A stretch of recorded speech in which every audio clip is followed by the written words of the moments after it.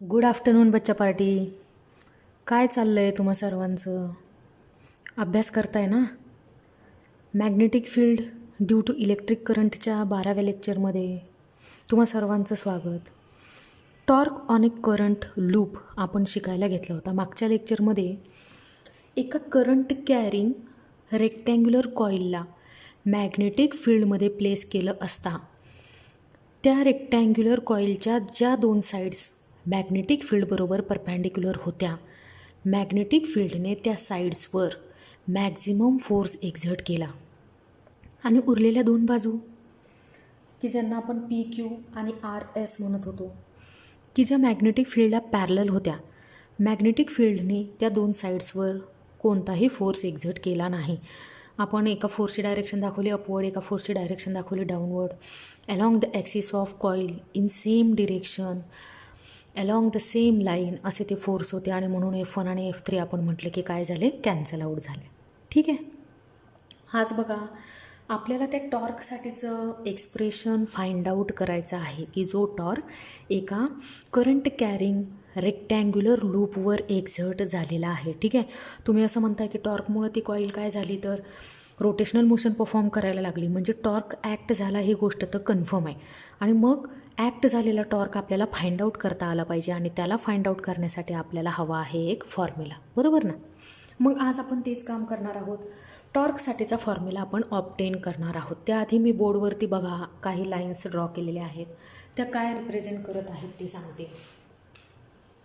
हे equidistant parallel straight lines की ज्यांचे ॲरो हेड इकडं मी towards right hand side show करत आहे, ते आहे युनिफॉर्म मॅग्नेटिक फील्ड.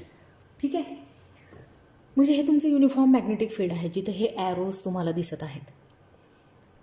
इथं कॉईलची एक साईड आहे की जी तुम्ही वरच्या बाजूने पाहिली ना, तर ती तुम्हाला अशी दिसणार आहे. बघा, माझ्या हातामध्ये कॉईल आहे.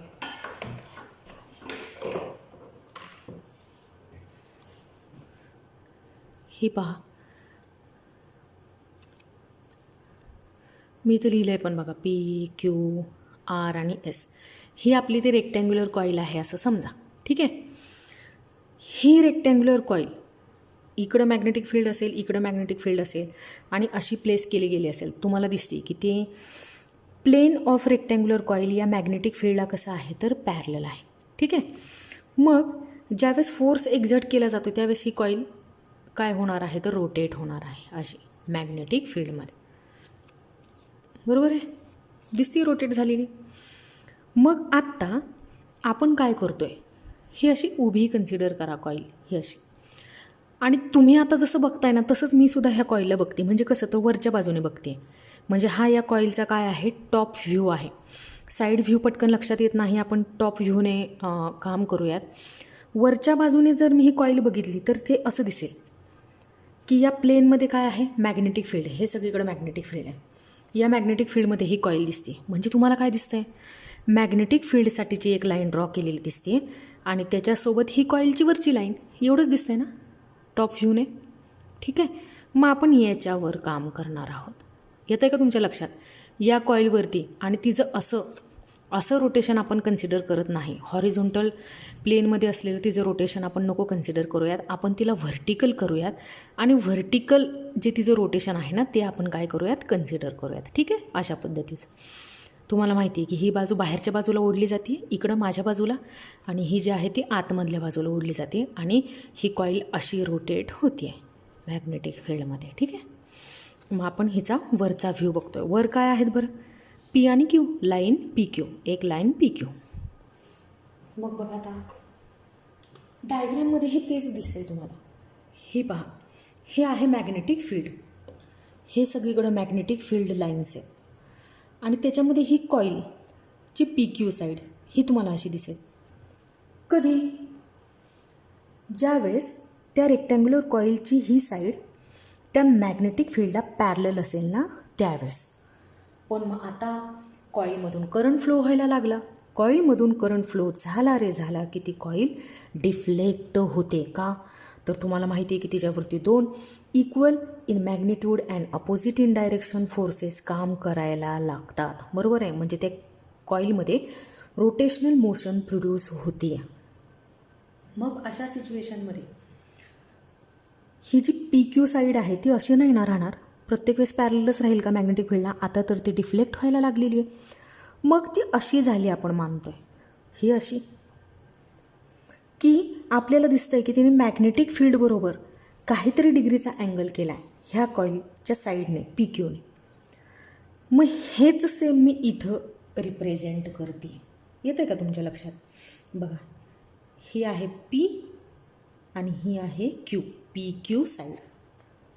त्या रेक्टँग्युलर कॉईलची ही आहे पी क्यू साईड की जी मॅग्नेटिक फील्डबरोबर काहीतरी डिग्रीचा अँगल करत असताना तुम्हाला इथं दिसते. ठीक आहे. ह्या डॉटेड लाईनने मी काय ड्रॉ केलं आहे, तर ह्या डॉटेड लाईनने मी त्या कॉईलचा ॲक्सिस ऑफ रोटेशन ड्रॉ केलेला आहे की ह्या सेम ॲक्सिसभोवतीच ती काय होणार आहे, रोटेट होणार आहे. कळतंय का? बघा, ही कॉईल असेल तर हा तिचा काय असणार आहे, ॲक्सिस ऑफ रोटेशन असणार आहे की ह्या ॲक्सिस ऑफ रोटेशन भोवतीच ही कॉईल काय होईल, रोटेट होईल. असं नाही की ती रोटेट होत जात आपला ॲक्सिससुद्धा चेंज करत जाईल, असं होत नाही. ठीक आहे.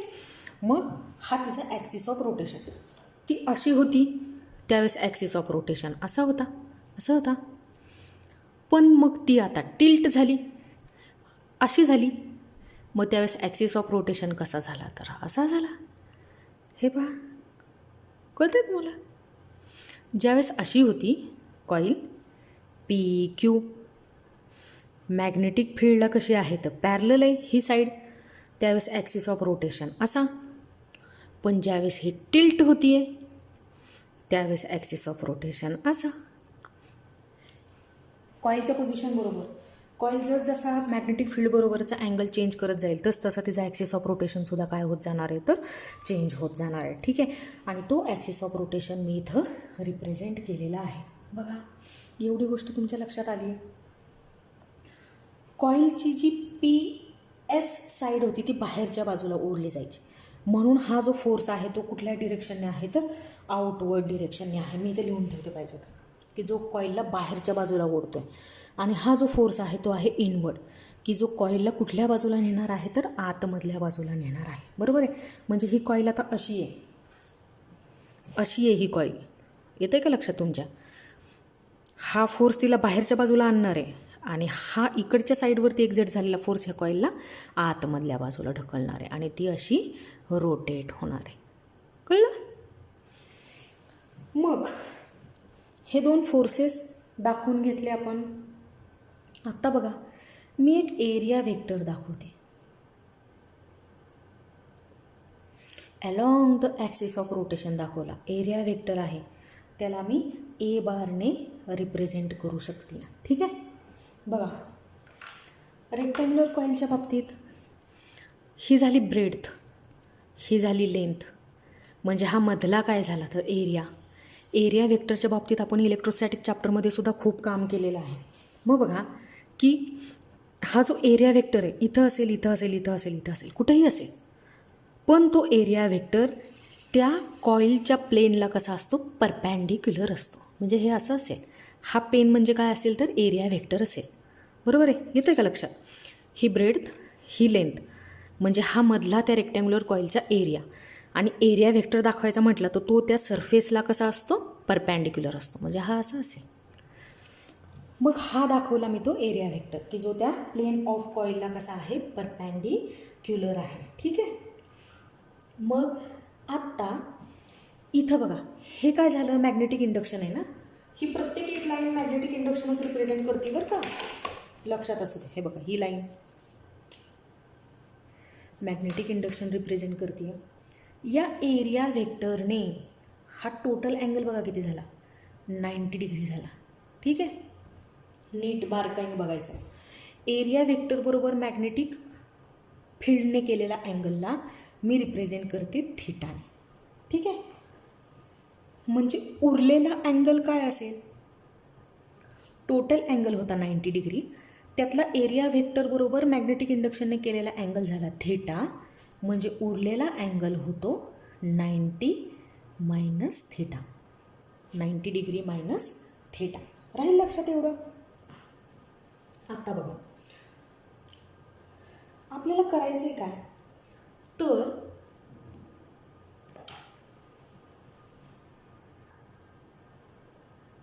टॉर्कसाठीचा जो फॉर्म्युला मी लिहिणार आहे त्या फॉर्म्युल्यामध्ये मला फोर्स सोबतच्या परपॅन्डिक्युलर डिस्टन्सची गरज आहे.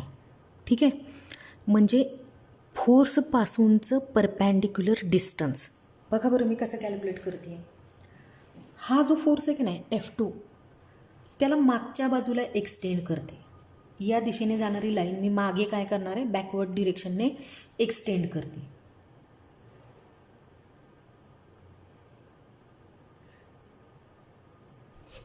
केली. हा ॲक्सिस ऑफ रोटेशन आहे. या ॲक्सिस ऑफ रोटेशनपासून हे जे असेल ना, हे आत्ता जी मी कंटिन्युअस लाईन ड्रॉ केलेली आहे ती लाईन म्हणजे ह्या फोर्सपासूनचं परपॅन्डिक्युलर डिस्टन्स आहे. मोजायचं कुठून, ॲक्सिस ऑफ रोटेशनपासून. आपण काहीतरी लेबलिंग करूयात का याला, याला मी म्हणते B आणि याला म्हणूयात A. आलं लक्षात. हा ॲक्सिस ऑफ रोटेशनपासून या फोर्सचं परपॅन्डिक्युलर डिस्टन्स काय आहे, ते परपॅन्डिक्युलर डिस्टन्स AB राहील लक्षात. बघा आता काय गंमत येते. हा एक अँगल दिसतोय बघा इथं, हा काय बरं, तो 90 मायनस थिटा. त्याच्याबरोबर उलट दिसणारा अँगल, हा अँगल आणि हा अँगल हे अपोजिट अँगल आहेत. अपोजिट अँगल इक्वल मॅग्निट्यूडचे असतात. मग तसाच एक अँगल मला इथं सुद्धा दिसतोय, हा 90 मायनस थिटा आणि त्याच्याबरोबर अपोजिट असलेला हा 90 मायनस थिटा. म्हणजे हा जो अँगल B तयार झाला आहे तो सुद्धा काय आहे तर 90 मायनस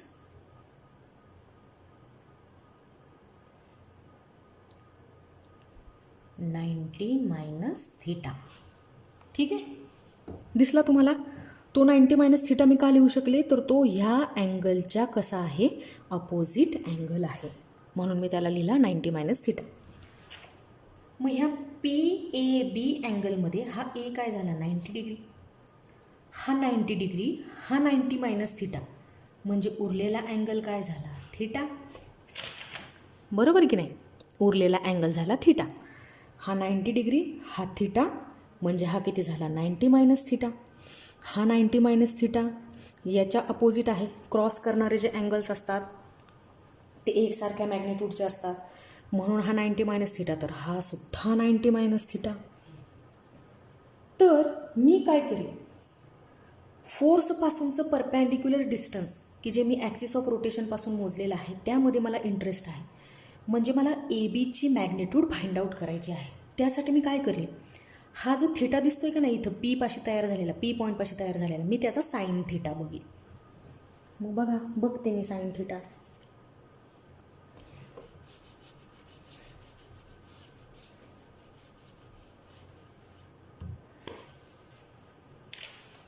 बघा आपण म्हणूया तसं, फ्रॉम ट्रायंगल ABP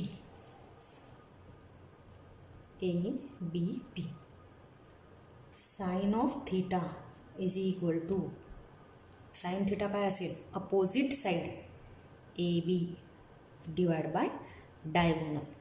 डायगोनल कोण आहे बरं इथं, तर हा झाला PB की जो काय होणार आहे, डायगोनल होणार आहे PB.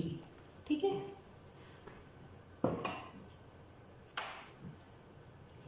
ही जी कॉईलची विड्थ होती मग अशी आपण P आणि Q जिला म्हणत होतो, त्या विड्थला आपण रिप्रेझेंट करूया बीने, स्मॉल बीने, की जी B ब्रेड्थ म्हणून तुमच्या लक्षात राहील, breadth of rectangular coil PQ. ठीक आहे. मग त्या स्मॉल PQ या डिस्टन्सला मी स्मॉल बीने रिप्रेझेंट करते. P पासून Q पर्यंतचं distance small B, P to Q distance काय झालं स्मॉल B. मग इथं ॲक्सिस ऑफ रोटेशनपासून जर मी Pचं डिस्टन्स बघते, ॲक्सिस ऑफ रोटेशनपासून Qचं डिस्टन्स बघते, तर ते निम्मं असेल ना, B/2. हे मी कशासाठी सांगितलं, तर P पासून B पर्यंतचं डिस्टन्स असेल B/2. तसंच क्यू पासून बी पर्यंतचं डिस्टन्स असेल अगेन b/2. ठीक आहे. मग बघा पी बीची व्हॅल्यू सबस्टिट्यूट करते मी b/2 sine theta equal to AB upon b/2. मग तुम्हाला फाइंड आउट काय करायचं आहे AB. Therefore AB equals to b/2 sine theta. कळलं. ABची मॅग्निट्यूड मिळाली. तुमच्या लक्षात असू देत ABची मॅग्निट्यूड किती आहे b/2 साइन थिटा. जसं आपण ह्या थिटाच्या बाबतीत केलं तसंच आपल्याला अजून एका थिटाच्या बाबतीत करायचं आहे. बघा मी सांगते तुम्हाला तो कुठे आहे अँगल. हा जो फोर्स आहे F4 इकडच्या दिशेने आतमधल्या बाजूने दाखवला आहे आपण. याला असाच एक्सटेंड करत मागे आणते मी. बघा हा आणला मागे आणि हा axis of rotation. Axis of रोटेशनपासून हे डिस्टन्स बघा, हे ते डिस्टन्स. याला हे काहीतरी नाव देऊयात आपण. याला मी म्हणते C. A B आणि C. हा झाला 90 डिग्री. हा अँगल आहे 90 डिग्री. या अँगलला आपण केवढं मोठं लिहून ठेवलं आहे बघा 90 मायनस थिटा. म्हणजे हा जो उरलेला अँगल असेल तो काय असेल थिटा. ठीक आहे. बघा ह्या क्यू, हा क्यू असा सरळ लिहू का. हा क्यू, या क्यू बी आणि सी मध्ये हा झाला 90 डिग्री. हा होईल थिटा. म्हणजे हा उरलेला अँगल बी काय असेल 90 मायनस थिटा. ठीक आहे. मग आता या थिटाचा आपण काय बघूयात साइन थिटा बघूयात. बघा काय येतोय पटकन फाइंड आउट करू आपण. साइन ऑफ थिटा कुठला ट्रँगल कुठला ट्रँगल क्यू बी सी. ठीक आहे. साइन थिटा अपोजिट साईड कोणती अपोजिट साईड आली B C divide by diagonal काय आला B Q. B Q sine theta equal to B C upon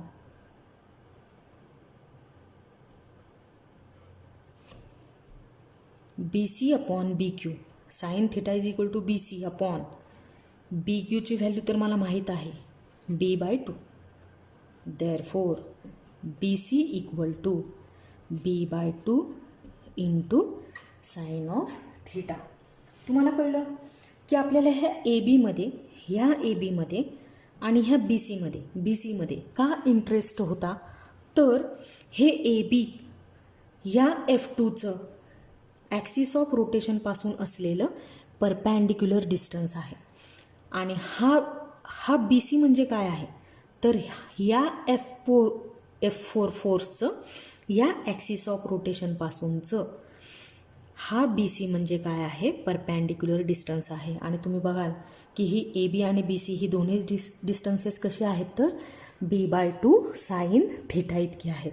ठेवा लक्षात b/2 साइन थिटा इतकी आहेत. आता एक गंमत सांगते तुम्हाला फोर्सची. बघा कॉईलच्या या बाजूवरती एक्झर्ट होणारा जो फोर्स आहे तो कॉईलला या दिशेने रोटेट करतो. बघा माझ्या हाताकडे या दिशेने. हे काय आहे तर अँटी क्लॉकवाईज डिरेक्शन. क्यू साईडवरती एक्झर्ट होणारा जो फोर्स आहे तोही कॉईलला कसा रोटेट करतोय बघा माझ्या हाताकडे असा अगेन क्लॉकवाईज डिरेक्शनने. म्हणजे या कॉईलवरती एक्झर्ट होणारे दोन्हीही फोर्स मॅग्निट्यूडने ते एकसारखे आहेत. डायरेक्शनने जरी अपोजिट असले तरी त्या कॉईलवरती एक्झर्ट होणारा जो टॉर्क आहे तो कसा आहे तर सेम डिरेक्शनने आहे. कळतंय का. म्हणजे सेम डिरेक्शनने असलेले जे दोन टॉर्क आहेत ते आपल्याला काय करावे लागतील ॲड करावे लागतील. का तर त्या दोन्ही टॉर्कमुळं प्रोड्यूस झालेली जी मोशन आहे ती कशी आहे तर अलॉंग सेम डिरेक्शन आहे. म्हणजे कशी आहे तर अँटी क्लॉकवाईज डिरेक्शनने आहे. म्हणजे तुमची कॉईल अँटी क्लॉकवाईज डिरेक्शनने काय केली जाते मूव्ह केली जाते फिरवली जाते. बघा बरं आता फोर्स F2 आणि फोर्स F4 या दोन्ही फोर्समुळं ॲक्ट होणारा torque due two forces F2 and F4 can be written as. या दोन्ही फोर्समुळं एकाच डिरेक्शनने म्हणजे अँटी क्लॉकवाईज डिरेक्शनने कॉईल काय होणार आहे, रोटेट होणार आहे. आणि म्हणून त्या दोन्ही फोर्सेसमुळं जो टॉर्क ॲपियर होईल त्या टॉर्कची आपल्याला काय करावी लागणार आहे, ॲडिशन करावी लागणार आहे. बघा, PS साईडवर एक्झर्ट होणारा टॉर्क आणि QR साईडवर एक्झर्ट होणारा टॉर्क यांची मी काय करते, ॲडिशन करते. आणि हा TOR उलटं जे लेटर काढलं की त्याने आपण टॉर्क रिप्रेझेंट करू शकतो आणि त्याला म्हटलं जातं TOU, टाऊ, किंवा मग आपण त्याला टो असं सुद्धा म्हणू शकतो. आणि टोने काय रिप्रेझेंट केला जातो, तर टॉर्क रिप्रेझेंट केला जातो. ठीक आहे. मग हा जो उलटा जे लेटर काढलेलं आहे मी ते काय रिप्रेझेंट करण्यासाठी काढलेलं आहे, टॉर्क रिप्रेझेंट करण्यासाठी काढलेलं आहे. मग बघा, R stands for resultant torque. Resultant torque is equal to torque due to force F2 that is 2PS plus torque due to force F4 that is 2QR. मग बघा, टॉर्कसाठीचा फॉर्म्युला काय असतो, force multiplied by perpendicular distance. आता F2च्या बाबतीतलं perpendicular distance काय झालं, AB, म्हणून force multiplied by perpendicular distance AB plus दुसरा टॉर्क की जो F4मुळं त्या कॉईलवरती एक्झर्ट होतो आहे, force multiplied by perpendicular distance की जे F4साठी काय आहे, BC आहे, BC आहे. ठीक आहे. आपण ह्या दोन्ही टॉर्कची काय करून घेतली, ॲडिशन करून घेतली. इथं बघा, ॲडिशन करून घेतली. मग आता मी व्हॅल्यू सबस्टिट्यूट करते. F2 multiplied by perpendicular distance AB, ABची व्हॅल्यू तुम्ही फाइंड आउट केली, किती होती ती, B/2 साइन थीटा, प्लस हा F म्हणजे काय आहे, F4 आहे, multiplied by perpendicular distance BC. BC हे अंतर आपण शोधून काढलं, किती आहे, B/2 साइन थीटा. हे दोन्हीही फोर्स F2 आणि F4 मॅग्नेट्यूडने एकसारखे आहेत, डायरेक्शनने फक्त अपोजिट आहेत.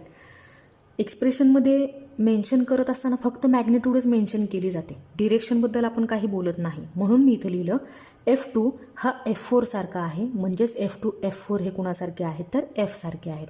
म्हणून F2 आणि F4ला रिप्लेस केलं मी बाय फोर्स F.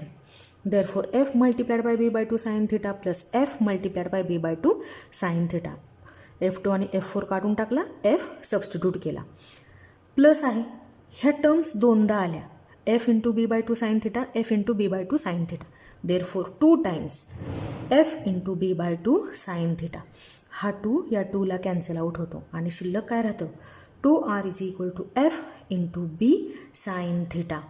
फोर्स काय आहे, एका करंट कॅरिंग कंडक्टरवर ज्यावेळेस तो मॅग्नेटिक फील्डमध्ये प्लेस केला जातो त्यावेळेस त्यावर एक्झर्ट होणारा फोर्स काय असतो, तर B into I into L. हो की नाही, आहे की नाही लक्षात. आणि हा B इंटू साइन थिटा, म्हणजे मी फोर्सची व्हॅल्यू सबस्टिट्यूट केली की जो मॅक्झिमम फोर्स होता BIL आणि हा B into sine theta as it is. Rectangular coil आहे, लेंथ मल्टिप्लायड बाय ब्रेड्थ, लांबी गुणिले रुंदी, म्हणजे काय होईल, आयताचं क्षेत्रफळ होईल, एरिया ऑफ रेक्टँग्युलर कॉईल होईल. त्या एरियाला आपण कॅपिटल एने रिप्रेझेंट करूयात. Therefore TOR is equal to BIA into sine theta. ठीक आहे, कळले तुम्हाला इथंपर्यंत. आता प्रत्येक वेळेस थोडीच ना एक कॉईल असते, अशा जर रेक्टँग्युलर असंख्य कॉईल असतील तर 10 कॉईल असतील, 100 कॉईल असतील, 10,000 कॉईल असतील, तर अशा वेळेस मग आपलं हे एक्सप्रेशन टॉर्कसाठीचं कसं असेल, तर सिम्पल आहे. नंबर ऑफ टर्न्स ऑफ कॉईलसाठी, total number of turns of कॉईलसाठी हे N लेटर इथं ॲड करावं लागेल आणि N numbers of turns of कॉईलवर एक्झर्ट होणारा टॉर्क मला असा फाइंड आउट करता येईल. TOR equal to N into B into I into A into sine theta. आलं लक्षात. तर हा मिळाला आपल्याला शेवटचा फॉर्म्युला टॉर्कसाठीचा, की ज्यावेळेस capital N number of turns of coil असतील, B म्हणजे युनिफॉर्म मॅग्नेटिक इंडक्शन, I म्हणजे current flows through in rectangular coil, area of coil आणि थीटा हा अँगल आहे कुणामधला, तर एरिया ऑफ कॉईलमधला आणि मॅग्नेटिक इंडक्शनमधला. ठीक आहे, असा आपला टॉर्कसाठीचा फॉर्म्युला रेडी झाला. आता तुम्ही म्हणाल की जर ह्याला वेक्टर फॉर्ममध्ये लिहायचं असेल तर कसं, तर ह्याला असं लिहिलं जाईल, tau R bar is equal to N into I, हे बाजूला काढून ठेवूया. ए बी किंवा बी ए साईन थिटा, तुम्हाला माहिती आहे की हे व्हेक्टरचे मॅग्नेट्यूड लिहिण्यासाठीचा फॉर्म्युला आहे. मग व्हेक्टर फॉर्ममध्ये मी याला असं लिहील ए बार क्रॉस बी बार. ठीक आहे, हा झाला व्हेक्टर फॉर्म. त्यानंतर बघा इथं I into A, current into area of rectangular coil, हा जो प्रोडक्ट आहे ज्याला म्हटलं जातं मॅग्नेटिक डायपोल मोमेंट.